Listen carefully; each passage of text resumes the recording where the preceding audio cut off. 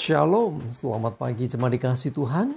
Kita berjumpa lagi dalam Renungan Pagi. Mari pagi hari ini kita mau bersama-sama merenungkan firman Tuhan, supaya firman Tuhan menjadi penuntun dan penerang bagi setiap langkah hidup kita. Dan sebelum merenungkan firman Tuhan, mari kita akan berdoa. Tuhan kiranya membukakan dan menyingkapkan kebenaran firman-Nya. Dan biarlah Tuhan juga yang akan memberikan rema buat setiap kita. Sehingga kita bisa menangkap, mengerti, dan menghidupi, melakukan kebenaran firman Tuhan di dalam hidup kita. Mari kita akan berdoa terlebih dahulu. Bapa di surga, kami datang ke hadirat-Mu dengan menaikkan segala puji syukur atas segala kebaikan Tuhan, atas begitu besar kasih setia-Mu, rahmat anugerah-Mu ya Tuhan, bahkan perlindungan-Mu, penyertaan dan pertolongan-Mu di dalam hidup kami. Terima kasih ya Tuhan. Pagi ini kami mau merenungkan firman-Mu. Mari Tuhan, Engkau yang menyatakan dan menyingkapkan kebenaran firman-Mu atas kami semua. Dan Roh Kudus, urapilah kami ya Tuhan, sehingga kami menangkap pesan-Mu, mengerti kehendak-Mu, dan melakukan kebenaran firman-Mu di dalam hidup kami. Terima kasih ya Tuhan. Di dalam nama Tuhan Yesus kami bersyukur dan berdoa. Amin.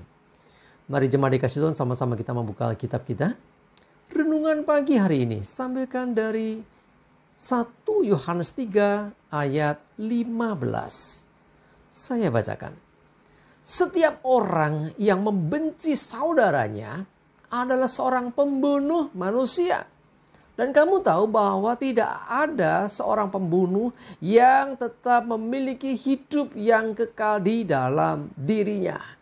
Jemaat dikasih Tuhan, kalau kita perhatikan ayat ini, bahkan sebelumnya dan sesudahnya kita mendapati bahwa Tuhan itu menyatakan kasih yang begitu besar kepada kita. Bahkan firman Tuhan mengajarkan kepada kita tentang kasih. Tetapi di ayat 15 dikatakan, siapa yang membenci saudaranya? Orang yang membenci saudaranya berarti tidak ada kasih di dalam dirinya. Kenapa orang bisa membenci saudaranya? Bisa karena kekecewaan, bisa karena iri hati, bisa karena ketidakpuasan, bisa karena ya banyak alasan lah ya. Sampai akhirnya membenci, tidak bisa mengampuni dan tidak ada kasih. Perhatikan, orang yang membenci saudaranya dikatakan adalah seorang pembunuh manusia. Ngeri sekali. Dan lebih lagi ditegaskan bahwa seorang pembunuh tidak memiliki hidup yang kekal dalam dirinya. Jadi kalau seorang membenci saudaranya, ya, dengan tegas berarti juga disamakan dengan seorang pembunuh manusia. Dan dia tidak memiliki hidup yang kekal. Lah, kan sudah percaya Tuhan Yesus. Ya, sekalipun kau percaya tetapi engkau tidak melakukan firman-Nya. Bukankah mengasihi adalah perintah Tuhan Yesus juga? Bukankah Yesus mengajarkan supaya kita tidak membenci tetapi mengasihi? Ya, jadi kita melawan akan perintahnya. Kita bertentangan dengan firman Tuhan ketika kita membenci saudara kita. Jadi artinya Tuhan mau mengajarkan kasih. Ya, jangan kita justru ya berseberangan atau bertentangan dengan ajaran Tuhan. Ya, jangan membenci. Sampai ayat kita mengatakan dengan tegas bahwa seorang yang membenci saudaranya adalah seorang pembunuh manusia. Loh, kita kan belum membunuh. Kita kan tidak membunuh. Kok dikatakan seperti itu? Ya, seorang pembunuh, kalau saya coba pelajari beberapa literatur ya atau terjemahan yang lainnya, dikatakan ini termasuk istilahnya satu dosa yang disengaja gitu loh. Waduh, kenapa disengaja? Iya kan, pembunuhan terjadi karena sengaja dia lakukan itu. Sengaja kita benci saudara kita. Ya mungkin entah karena kata-katanya, mungkin karena tindakan perbuatan saudara kita yang mengecewakan kita, dan lain sebagainya. Mari jemaat dikasih Tuhan. Sekali lagi Tuhan tidak ingin kita menjadi orang-orang yang kehilangan hidup yang kekal. Tuhan mengasihi saudara dan saya, dan Tuhan ingin supaya kita memiliki hidup yang kekal. Karena itu, bagaimana supaya kita tetap memiliki hidup yang kekal? Miliki kasih dalam diri kita, bukan kekecewaan atau kebencian. Ya, jangan benci saudara kita atau sesama kita, tetapi kasihi mereka seperti Tuhan mengasihi. Bukankah Tuhan juga mengasihi orang-orang yang berdosa?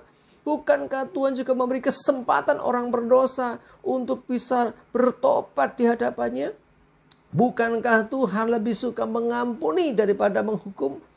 Bahkan Yesus pernah dari atas kayu salib berkata, Bapa ampuni mereka sebab mereka tidak tahu dengan apa yang mereka perbuat. Ada alasan Yesus benci atas orang-orang yang telah menyalibkan dia. Tetapi Yesus berkata apa? Ampunilah mereka sebab mereka tidak tahu dengan apa yang mereka perbuat. Dia lebih justru mengingini orang itu diampuni. Ya, supaya orang itu ada pertobatan dan keselamatan sehingga beroleh hidup yang kekal. Jemaat dikasih Tuhan, demikianlah sikap pernyataan Tuhan juga atas saudara dan saya. Tuhan ingin supaya kita diselamatkan. Ya, Tuhan ingin supaya keselamatan itu ada. Karena itu ikuti apa kata firman Tuhan. Kalau firman-Nya mengatakan mengasihi, jangan membenci. Sebab membenci sama dengan pembunuh. Dan seorang pembunuh tidak memiliki hidup yang kekal dalam dirinya. Sayang sekali gitu loh. Ya, karena kecewa, karena kita benci, ya, bukan cinta, bukan kasih, tapi benci yang jelas bertentangan dengan ajaran Tuhan. Dikatakan kita pembunuh manusia dan tidak mendapat bagian atau hidup yang kekal. Mari jemaat dikasih Tuhan, saya mengajak kita semua.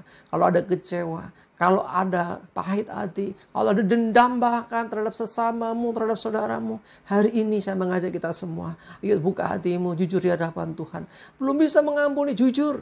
Kalau engkau merasa belum bisa mengampuni karena ingat peristiwa yang gak enak yang pernah saudara kita lakukan terhadap kita. Mari jujur di hadapan Tuhan. Tuhan, aku mau mengampuni. Tapi tolong aku. Ya, jujur aja. Sulit sekali rasanya. Biarlah anugerah, kasih karunia Tuhan yang memampukan kita. Untuk kita bisa melepaskan pengampunan. Dan mengganti kebencian itu dengan kasih. Mari jemaat dikasih Tuhan. Yuk, Tuhan sudah mengajarkan hal itu. Tuhan Yesus memberi teladan buat kita. Karena itu mari saya mengajak kita semua. Pengasihi, bukan membenci. Ya, nyatakan hidup kita berbeda dengan dunia. Dunia selalu balas kejahatan dengan kejahatan. Ya, kebencian dengan kebencian. Tetapi Yesus mengajarkan kasih, ampuni. Ya, jangan dibenci, jangan ada kebencian, jangan ada kekecewaan di hati kita. Tapi biarlah hati kita penuh dengan kasih dan pengampunan. Karena itu yang berkenan di hadapan Tuhan. Amin. Kita berdoa.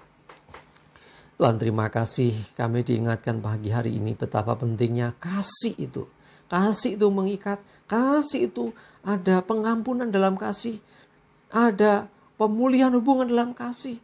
Sebaliknya Tuhan, bahwa kebencian membawa kehancuran. Bahkan firman menyatakan kebencian sama dengan pembunuhan. Ampuni kami Tuhan. Dan pagi ini kalau ada sekiranya masih ada kekecewaan, bahkan benci di hati kami. Kami mohon anugerah memampukan kami. Supaya kami tidak lagi benci, tapi mengasihi. Terima kasih Tuhan. Mohon tuntunan penyertaan-Mu atas hidup kami dan aktivitas kami hari ini. Jauhkan celaka mara bahaya. Damai sejahtera sukacita. Berkat-berkat Tuhan menyertai kami semua. Dalam nama Tuhan Yesus, kami bersyukur dan berdoa. Amin. Mari jemaat dikasih Tuhan. Selalu semangat, maju terus dalam iman dan pengharapan. Ingat, jangan benci lagi sesamamu, tetapi kasih. Ya, kita harus mengasihi mereka, termasuk mereka yang membenci kita. Tetap semangat, maju terus dalam iman dan pengharapan. Tuhan Yesus memberkati kita semua. Amin.